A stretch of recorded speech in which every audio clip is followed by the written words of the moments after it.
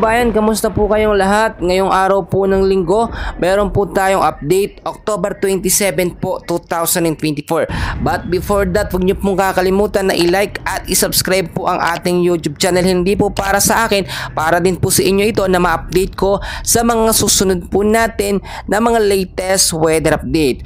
So kagabi po ay pumasok na nga po sa loob ng ating Philippine Area of Responsibility etong si Bagyong Leon. Kahapon po, no, kagabi, yung lokasyon po niya ay may layo pong 1,355 kilometers bandang east of Central Luzon, at nung pumasok po siya, meron po siyang lakas ng hangin na 65 kilometers per hour malapit sa sentro na may bugsong pumapalo up to 80 kilometers per hour.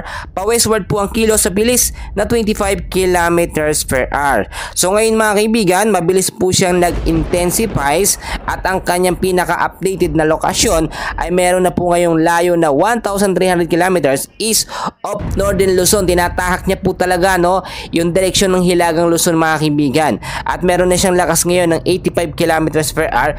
Isa na pong tropical storm mga kaibigan.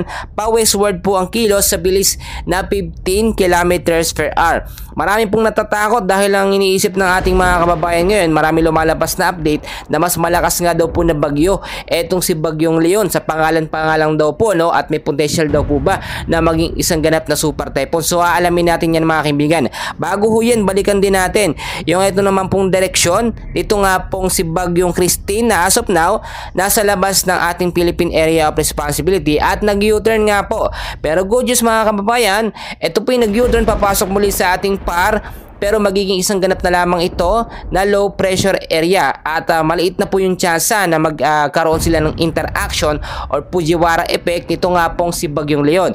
Kahit hatakin po ni Bagyong Leon etong si Bagyong Christine, ay mahina na po ito. Isa na lamang itong low pressure area. Fujiwara effect hindi na po yan mangyayari dahil sobrang hina na ni Bagyong Christine, at baka pag pumasok na siya sa loob ng ating PAR ay malusaw na rin po siya mga kaibigan. As of now, ang kanyang lokasyon 1,010 kilometers west of Northern Luzon po mga kaibigan. May lakas pa rin siya ng hangin ng 100 kilometers per hour malapit sa sentro na may bugsong pumapalo up to 125 kilometers per hour.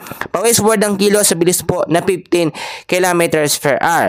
Tulad ng aking sinabi, pag pumasok ito sa loob ng ating PAR ay magiging isang ganap na lamang ito na isang low pressure area mga kaibigan, no? Kaya hindi na po natin ito pangambahan.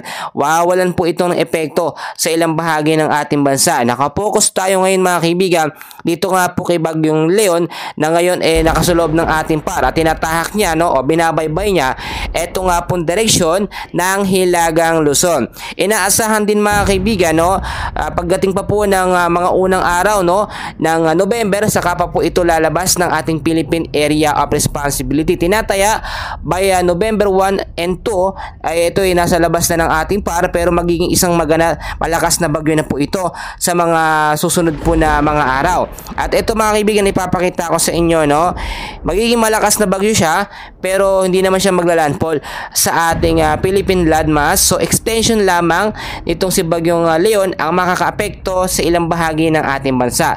So pagdating po kasi, no, ng October 28 sa ganap po na alas 2 ng hapon, magiging isang severe tropical storm po siya na may lakas ng hangin na 110 kilometers per hour. October 29 sa ganap din po na alas 2 ng hapon, isa na po siyang typhoon category, 150 kilometers per hour na lakas ng hangin. October 30 alas 2 ng hapon, isa na po siyang strong typhoon, no, or malakas na typhoon mga kaibigan na may lakas na 185 kilometers per hour. October 31 2 p.m. Ganun pa rin mga kaibigan, strong typhoon na may lakas na 195 kilometers per hour. So hindi siya nag-category bilang isang super typhoon. Kung maging isang super typhoon man siya mga kaibigan, hindi na siya matatrack sa system natin at nasa labas na po ito ng ating Philippine Area of Responsibility. And as of now mga kaibigan, apektado tayo, no? Meron tayong forecast weather condition. Apektado tayo ngayon na tinatawag po natin, no, na southwesterly wind flow o yung hangin po na nanggagaling dito nga po sa may karagatang Pasipiko, sa may bandang kanluran mga kaibigan, na nagbibigay din po ng malawakang pag-uulan, minsan mainit na panahon, at nangyayari lamang ito madalas kapag tag-ulan or rainy season mga kaibigan. Kaya apektado ngayon ang ilang bahagi ng Western Visayas, Negros Island Region, kasama Zamboanga Peninsula, Occidental Mindoro, kasama ang Palawan. Asahan po maulap na panahon dyan sa hapon at sa gabi naman may mga mahina at malakas na pag-uulan dulot po ng southwesterly wind flow, which is trigger po yan ito nga pong si Bagyong Christine, na dapat hindi naman ito magbibigay ng epekto dahil nga kay Bagyong Christine na lumabas na tapos pabalik pa, naipush niya papasok, no? Etong hangin nga po ng southwesterly wind flow. So pinag-iingat po yung mga lugar dyan na kinabanggit sa banta po ng pagbabaha at landslide kung sakaling magkaroon po ng malalawakan at malalakas na pag-uulan.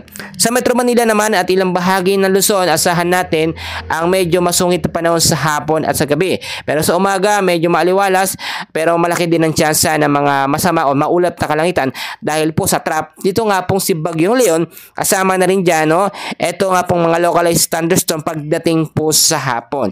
So mga kababayan ko, patuloy ko po kayong i-update. Yan po muna ang update sa lagay ng ating panahon.